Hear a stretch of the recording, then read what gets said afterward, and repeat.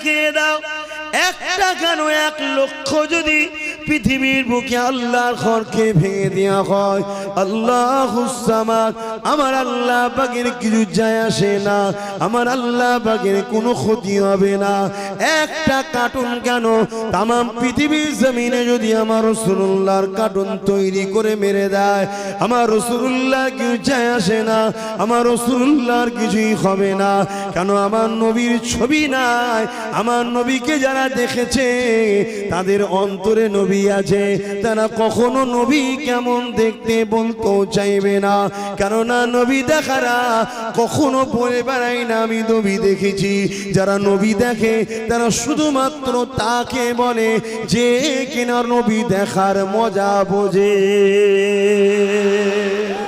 যুবকেরা, তরুণেরা, সমস্যা তোমার আমার হবে কিয়ামতের দিনে দেখি হবে উপায়, ওই দিনে কেউ তো কারো হবে না।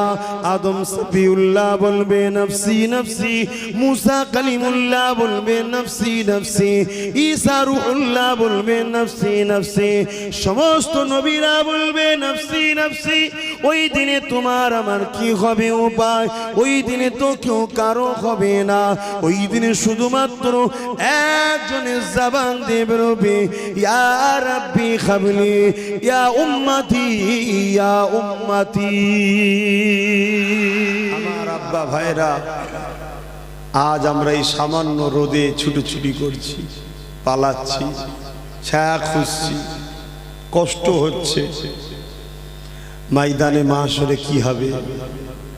কিন্তু এই ময়দানে মাহশরে কারো দাদাগিরি চলবে না, কারো কথা চলবে না। সবাই নফসি নফসি নফসি করবে। কি হবে সেদিন? বড় দুঃখ মুসলমান। আজ আমরা চাকরির জন্য লড়াই করি, করুন। 1 বিঘে জমির জন্য লড়াই করি, করুন। পার্টি অফিস দখলে লড়াই করি, বুথ দখলে লড়াই করি। আজ বারবার একদল অবৈধ সন্তানেরা আমাদেরকে, যিনি বাঁচা শিখিয়েছে, পৃথিবীর নারীদের ইজ্জত দেওয়া শিখিয়েছে, এই যে বিবাহ কোথায় আমার রাসূল শিক্ষা দিয়েছে,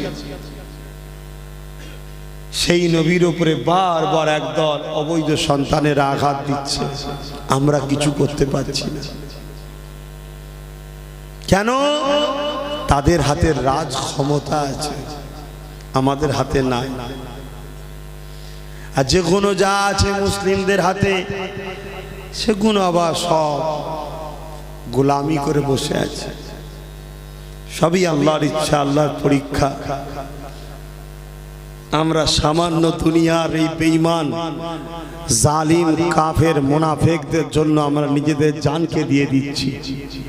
সামান্য দুনিয়ার লোভে আমরা জীবন দিয়ে ফেলছি। তখন গণতন্ত্র মনে থাকে না আমাদের।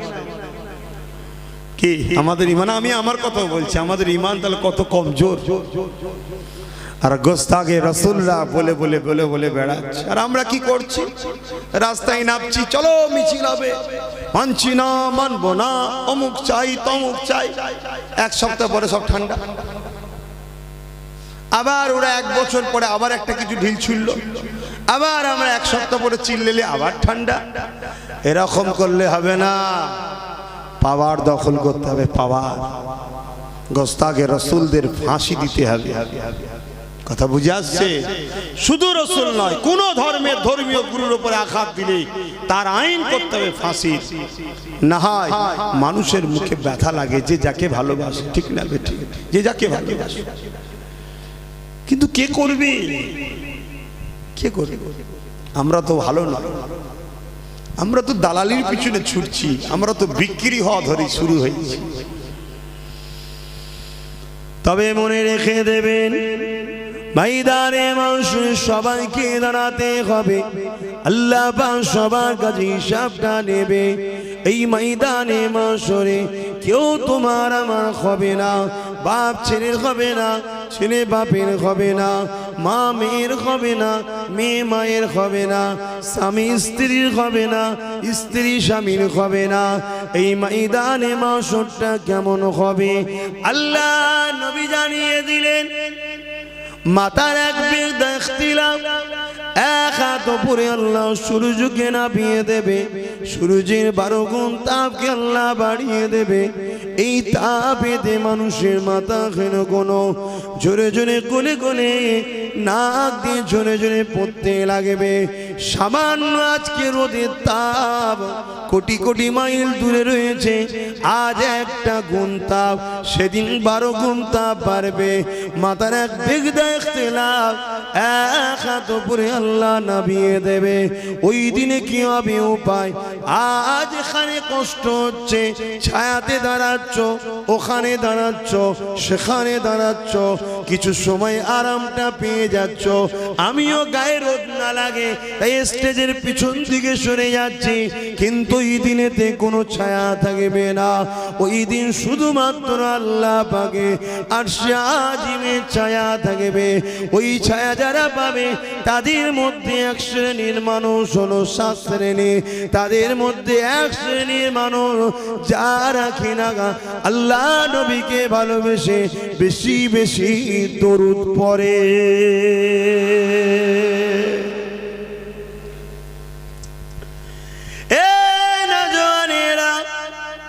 ওই দিনে তোমার আমার কি হবে উপায়? আজ যদি এখনই খবর এসে যায় অমুক কিলামটা ভাঙা হচ্ছে, ছুটে যাবে। আর যদি বলা হয় অমুক এলাকায় পার্টি হবে, দখল হচ্ছে, ছুটে যাবে। কিন্তু কখনো কি ভেবেছো তোমার এলাকার এয়ারপোর্টের মসজিদটা ভাঙার চক্রান্ত করছে, ওটাকে বাঁচাবার জন্যে কখনো কি ভেবেছো এমন নেতা বানাবো যার দ্বারা আমার আল্লাহর ঘরটা যেন বেউজ্জতি না হয়? কখনো এই স্বপ্ন তো দেখলে না। এমন স্বপ্ন দেখলে যারা তোমাদের 500 টাকা দিল আর তোমাদের অস্তিত্বকে মিটিয়ে দিল, তাদের পিছনে ছুটতে লাগলে। এ যুবকেরা শুনে রেখে দাও, একটা কেন 1 লক্ষ যদি পৃথিবীর বুকে আল্লাহর ঘরকে ভেঙে দেওয়া হয়, আল্লাহুস সামাদ, আমার আল্লাহ পাকের কিছু যায় আসে না, আমার আল্লাহ পাকের কোনো ক্ষতি হবে না। একটা কার্টুন কেন তামাম পৃথিবীর জমিনে যদি আমার রাসূলুল্লাহর কার্টুন তৈরি করে মেরে দেয়, আমার রাসূলুল্লাহ কিছু যায় আসে না, আমার রাসূলুল্লাহর কিছুই হবে না। কেন? আমার নবীর ছবি নাই। আমার নবীকে যারা দেখেছে তাদের অন্তরে নবী আছে, তারা কখনো নবী কেমন দেখতে বলতে চাইবে না। কেননা নবী দেখারা কখনো বলে বেড়াই না আমি নবী দেখেছি। যারা নবী দেখে তারা শুধুমাত্র তাকে বলে যে কিনা নবী দেখার মজা বোঝে।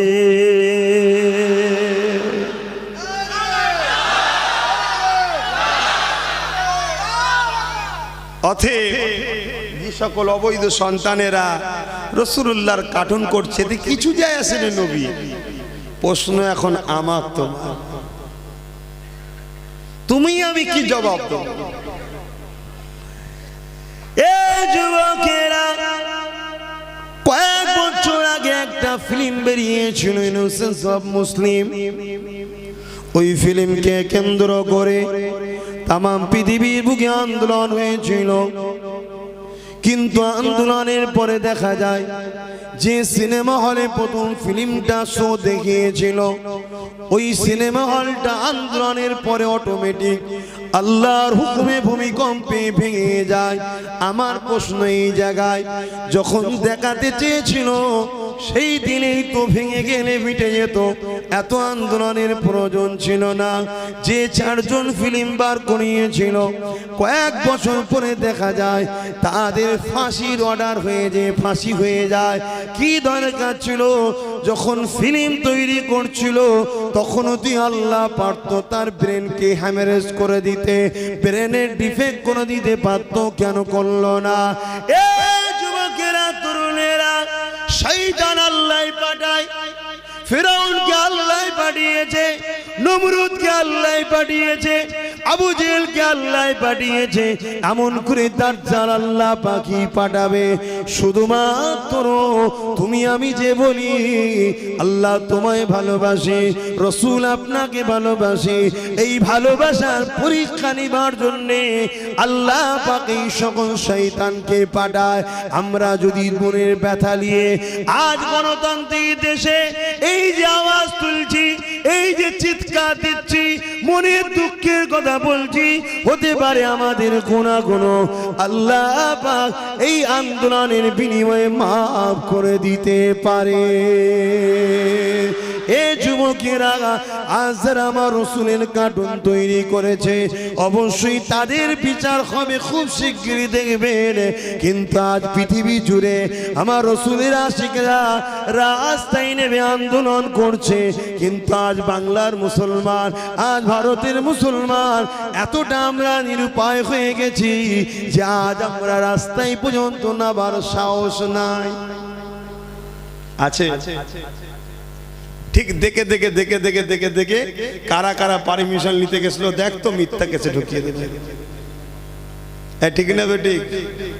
আমি পারি না নাবাদতে, তোমাদেরকে ডাকলে যাবে না, যাবে না, কিন্তু আমি নাবাদছি না। কেন বলো তো? ঠিক ক্যামেরা করবে, করে করে করে করে অন্য অন্য কেসে, সেই ওই পাড়ায় কেউ মারপিট হবে, এই পাড়ায় যে রাস্তায় নেমেছিল ওর নামে কেস দেবে। তাহলে হুজুর কেসের ভয়ে কি ঘরে ঢুকে যাব? না, কেসের ভয়ে ঘরে ঢুকবো না।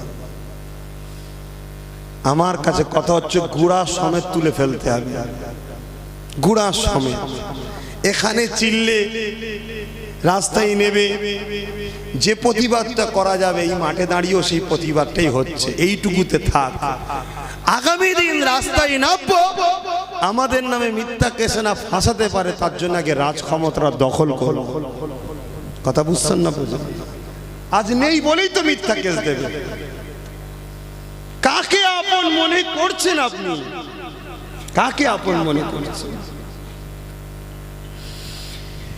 এ যুবকেরা, যদি আমার কথা শোনো না, ভাবো বড় করুণ দিন আসবে, আমার তোমার অবস্থা খারাপ হয়ে যাবে।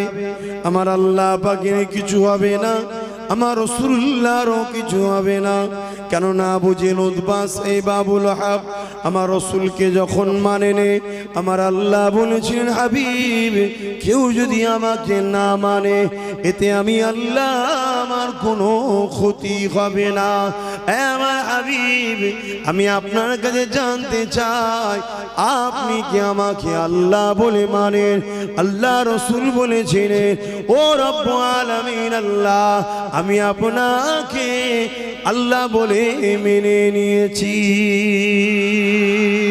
আমার আল্লাহ জানিয়ে দিয়েছিলেন আমার হাবিব তামাম পৃথিবীর মানুষ যদি আপনাকে নাও মানে এতে আপনার কোনো শান কমবে না, এতে আপনি কোনো ছোট হয়ে যাবেন না। কেননা আমি আল্লাহ আপনাকে নবী বলে মেনে নিয়েছি। এ যুবকেরা, তরুণেরা, সমস্যা তোমার আমার হবে, কিয়ামতের দিনে কি হবে উপায়? ওই দিনে কেউ তো কারো হবে না। আদম সফিউল্লাহ বলবে নফসি নফসি, মুসা কালিমুল্লাহ বলবে নফসি নফসি, ঈসা রূহুল্লাহ বলবে নফসি নফসি, সমস্ত নবীরা বলবে নফসি নফসি। ওই দিনে তোমার আমার কি হবে উপায়? ওই দিনে তো কেউ কারো হবে না। ওই দিনে শুধুমাত্র একজনের জবান দিয়ে বেরোবে ইয়া রাব্বি খাবলি ইয়া উম্মতি ইয়া উম্মতি।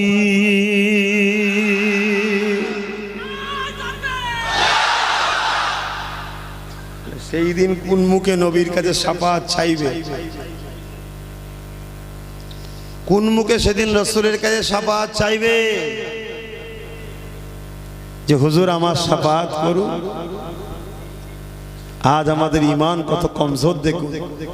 সামান্য জেলের ভয়ে আমরা পিছিয়ে গেছি। কথা বুঝছেন না? আমি পিছাইনি ভাই, আমি পিছাইনি। আব্বাস সিদ্দিকীকে যারা ভালোবাসে তাদের উপর টার্গেট করা হয়েছে, অন্য কিছু না। তাই আমি একটু ঠান্ডা মাথায় কাজ করছি। কথা শুনছেন না? আমি পিছাবার ছেলে না। কেন এ জান আমার নয়, এ জান রসুলের ওসিলাতে আমি পেয়েছি। অতএব একে খরচ রসুলের রাস্তাতেই করতে হবে। কিন্তু আমার কাছে কে যাচ্ছে তাকে টার্গেট করো, আমাকে কে দাওয়াত করছে তাকে টার্গেট করো, আমাকে দেখে কে হাসছে তার মানে ভালোবাসার মানুষ সালাম দিচ্ছে তাকে টার্গেট করো। আর এগুলো করানো হচ্ছে ভাই, এর মধ্যে আমার আপনজনরাই জড়িয়ে আছে। না এত সাহস এদের হতো না, এদের মেরে তবলা ঢিলো করে ফেলতে পারতি না আমি। কথা বলি ঘরে ঘরে ঝগড়া হয়ে যাবে তাই চুপ করে আছে। কথা বুঝছেন না? কেন গণতন্ত্রকে হত্যা করবে ছেড়ে দেওয়া যাবে না, ঘরে ঘরে ঝগড়া হয়ে যাবে। তাই সবর করে হেকমতে কাজ নিচ্ছি, তবে কিন্তু এটা বেশি দিন থাকবে না। রাত এলে অন্ধকার হয়ে আছে, বেশিক্ষণ অন্ধকার থাকবে না, একটা সময় ফজর আসবে, আস্তে আস্তে অন্ধকার কেটে যাবে। কি ঠিক না বেটি? সবর করো, ঠিক হয়ে যাবে। কিন্তু আমাদের অন্যায়টা রয়েছে, আমাদের দোষ অবশ্যই রয়েছে, ওইটাকে আমাদের খুঁজে বার করতে হবে। এই যুবকেরা, তরুণেরা, আজ কোথায় আমার নবীর কার্টুন তৈরি করেছে, ওটা আমাদের যেমন আঘাত দিয়েছে, আমরা যেমন বিরোধী তৈরি করছি, মোটেই কিন্তু ওটা রসুল নয়। কিন্তু তারা রসুলের অপমানের জন্য করতে চেয়েছে, তাই আমাদের গায়ে আঘাত লেগেছে, কষ্ট দিয়েছে। কারণ রসুল্লাহ আমাদেরকে বাঁচার রাস্তা দেখিয়েছে। যদি নবী না আসতো আজ আমরা কৃতদাস হয়ে থাকতাম। যদি নবী না আসতো মিথ্যা খোদার উপাসনা করে বেড়াতাম। নবী যদি না আসতো নিজেরা নিজেদের মায়ের সঙ্গে খারাপ কাজ করে বেড়াতাম। নবী যদি না আসতো নিজেরা নিজেদের পেটিগুলোকে জ্যান্ত পুঁতে দিতাম। নবী যদি না আসতো ধনীদের পায়ের তলার জুতো হয়ে আমাদের জীবনটা কেটে যেত, কোনো বাঁচার স্বাধীনতা থাকতো না। আরে আমিন আল্লাহ আব্দুল্লাহ দুলাল আমাদেরকে বাঁচার রাস্তা দিয়েছে। তাই তিনার সামনে কিছু কথা বললে জান দিয়াকে পছন্দ করি, তিনার শানে বিয়াদবিকে পছন্দ করি না। ওটার যেমন বিরোধী করা দরকার আছে, কিন্তু সাথে সাথে আপনাদেরকে জানতে চাই, আমরাও তো আসামি, আমরাও তো অন্যায়কারী, আমরাই তো কখনো কাউকে কাউকে কাউকে ক্ষমতা দিয়েছি। তারা জিতে যাবার পরে তারা ক্ষমতায় এসে বলেছে মাদ্রাসায় নাকি জঙ্গি তৈরি হয়, মাদ্রাসা তো আমার নবীর ঘর। এটা কি নবীকে অপমান করা নয়? আবার আমরা ক্ষমতা দিয়েছি কাউকে, সেই ক্ষমতায় জিতে যাবার পরে আমার নবীর ঘরে তালা পর্যন্ত মেরে দিয়েছিল। এটা কি অপমান নয়? এর বেলাও যেমন প্রতিবাদ করতে হবে, ওর বেলাও তেমন প্রতিবাদ করতে হবে। দূরের লোক লাথি মারলে কষ্ট, আর কাছের লোক লাথি মারলে কষ্ট নাই। এই বিচারাটি করলে হবে না, ইমান একটা জায়গায় রাখতে হবে। এ যুবকেরা, গায়ের ইসলাম যদি আমার মসজিদকে অপমান করে, যেমন আমার রাগ হওয়া দরকার। মুসলমান সেজেও যদি আমার মসজিদের সম্পদকে লুটে নেয়, ওটাও রাগ হওয়া দরকার। তাই তো নাকি গো? কিন্তু আমরা তো অঙ্ক ভুল করছি। তাহলে আমরা তো ভালো নয়। কি গো, আজ খারাপ লাগছে কেন? এখন তো আজ ভালো মন্দ বাঁচতে শিখেছেন আপনারা।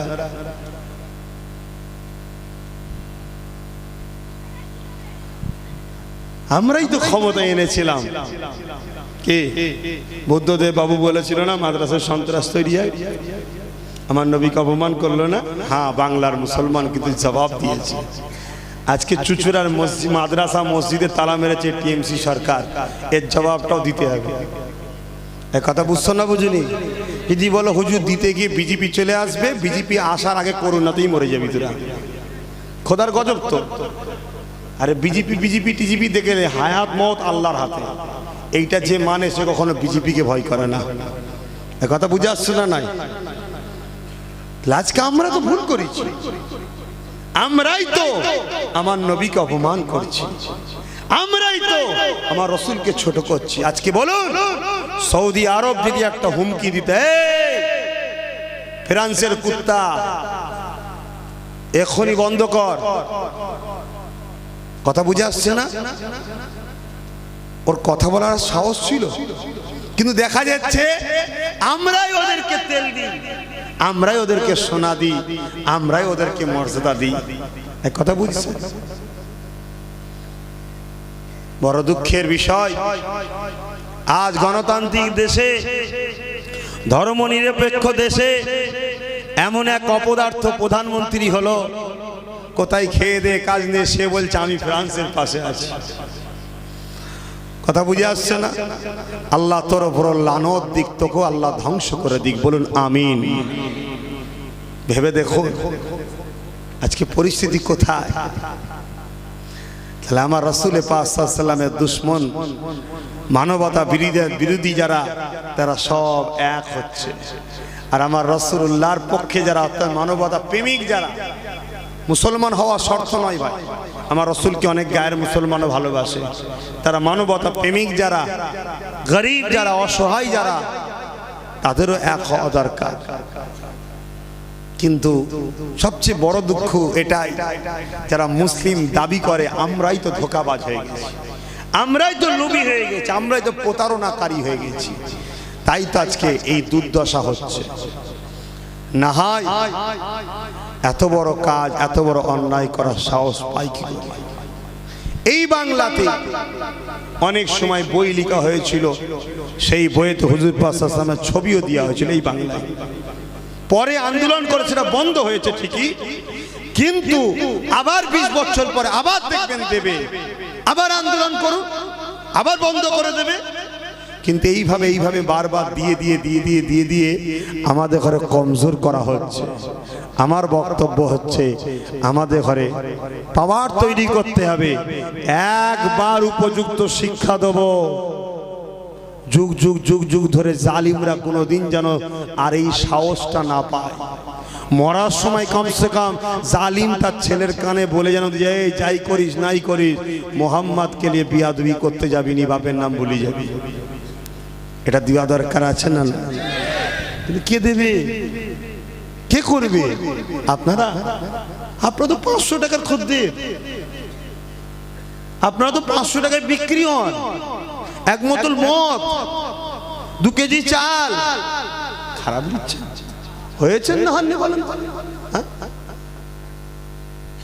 অতএব যদি মনে হয় ভুল করেছি, আব্বাস সিদ্দিকীর কথা শুনে মনে হচ্ছে সত্যি অন্যায় করেছি, যা হয়েছে হয়েছে, এখনো সময় আছে, পরিবর্তন হয়।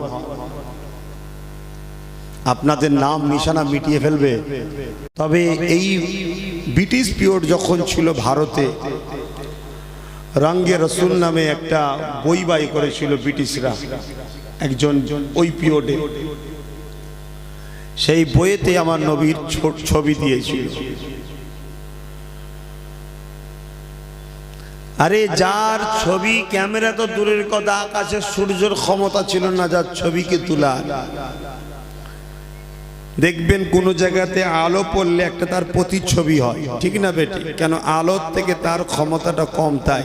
কিন্তু আমার রাসূলুল্লাহর গায়ে লাগলে প্রতিচ্ছবি হতো না, কেন? রাসূলের নূর থেকেই তো সূর্য হয়েছে, জোরে বলুন সুবহানাল্লাহ।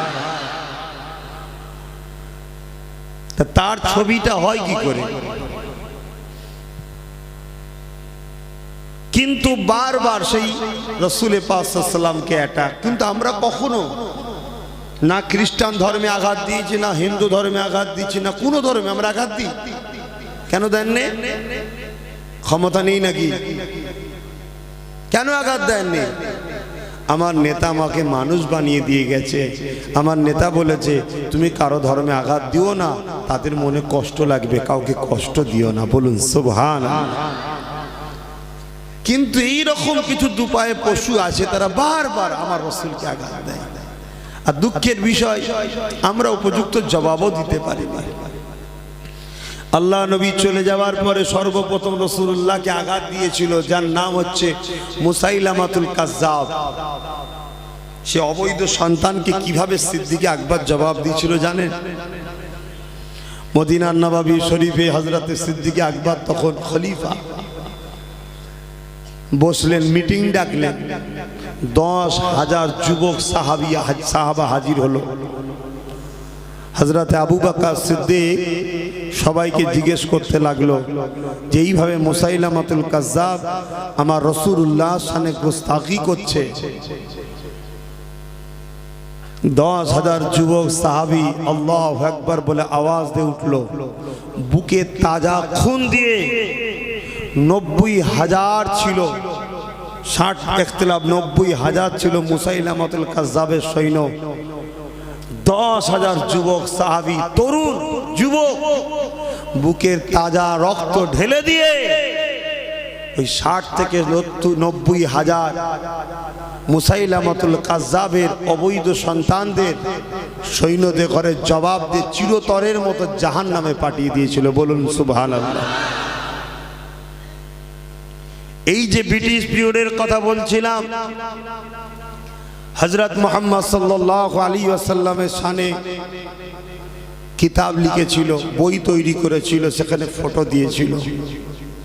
ইন্দোনেশিয়ার দুটো যুবক ছেলে, আমার ভারতের নয়, তারা সেখানে বইটা পেয়ে আস্তে আস্তে আস্তে এসে সেই মালাউন, সেই অবৈধ সন্তানকে চিরতরের মতো জাহান্নামে পাঠিয়ে দিল। বলুন আল্লাহু আকবার। ব্রিটিশ পিরিয়ড, দুজন যুবককে ধরে ফেললো, বিচার হবে। মেটিয়াপুরে আজ থেকে ধনী নয়, অনেক আগে থেকে ধনী। ওখানকার লোকেরা সব তৎকালীন সময় ধনীরা উকিলের সঙ্গে, জজের সঙ্গে সেটিং করছে ছেলে দুটোকে যদি বাঁচানো যায়। একদিকে ছেলে দুটো রাখবো, একদিকে টাকার নোট দেবো, এত টাকা দেবো, শুধু ছেলে দুটোকে জামিন করে দিতে হবে। সেটিংও হয়ে গেল। শুধু বললো ছেলে দুটো দাঁড়িয়ে একবার বলবে যে আমরা মারিনি, কেস কিভাবে ঘোরাতে ঘুরিয়ে দেওয়া হবে, কালকে কোর্টে তোলা হবে। আজকে রাত্রিরে ছেলে দুটোকে বোঝানো হচ্ছে জেলের মধ্যে যে তুমি শুধু যে বলবে মারিনি। ছেলে দুটো আফসোস করে বলছে হিন্দুস্তানে তো কোনো মায়ের লাল ছিল না রাসূলের দুশমনকে মিটাবার, আজ আমরা মিটিয়েছি, বেশ করেছি। গর্বের সাথে যে উঠে দাঁড়িয়ে বলবো 100 বার মেরেছি। কেন? আমরা কোনো মানুষকে মারিনি, একটা দুপায়ে পশুকে মেরেছি। আজকে সেই জায়গায় তাদেরকে পরের দিন দাঁড় করানো হলো, সমস্ত মানুষের চোখে পানি। কিন্তু সকলে যখন উঠেছে, তাদের মধ্যে দুজনে মিলে দাঁড়িয়েছে ওই কি বলে কাঠগড়ায়। জজ সাহেব জিজ্ঞেস করার আগে জজ সাহেব যখন এসেছে, এরা নিজে থেকেই বলছে জজ সাহেব আমরা গুস্তাখে রাসূলকে মেরেছি। কেন? সে মানবরূপী একটা শয়তান। কেন? হযরত প্রফেট মুহাম্মদ সাল্লাল্লাহু আলাইহি সাল্লাম এসেছেন স্রষ্টার পক্ষ থেকে মানুষকে কল্যাণের রাস্তা দেখাতে। অতএব তেনার মতো মহান ব্যক্তিত্ব হয়নি আর হবেও না। সেই ব্যক্তির সামনে যারা নোংরা চিন্তা ভাবনা করে তাদেরকে মারা আমরা পুণ্য কাজ, সব কাজ মনে করেছি। অতএব আমি মিথ্যা বলার কিছু নেই। অর্ডার হয়ে গেল ফাঁসির, ফাঁসির অর্ডার হয়ে গেছে। ফাঁসি যখন দেওয়া হবে, নিয়ে যাওয়া হচ্ছে, দুজনের মধ্যে তাড়াহুড়ো হচ্ছে। বলছে আমাকে আগে দাও, বলছে আমায় আগে দাও। জিজ্ঞাসা করছে যে তোমরা এরকম করছো কেন? বলছে গতকাল রাত্রিরে আমরা খবে দেখেছিলাম দয়ার নবী দিন দুনিয়ার বাদশাহ হাবিবুল্লাহ একটা জায়গা সুন্দর করে ঠিক করা হচ্ছে জান্নাতে। জিজ্ঞেস করা হচ্ছে হুজুর এটা কি জন্যে? যে আমার দুটো গোলাম আসছে তাই রেডি করা হচ্ছে। জোরে বলুন সুবহানাল্লাহ। অতএব যে আগে যাব সে আগে মাহবুবের সঙ্গে মিলবো। হায় রে আল্লাহ,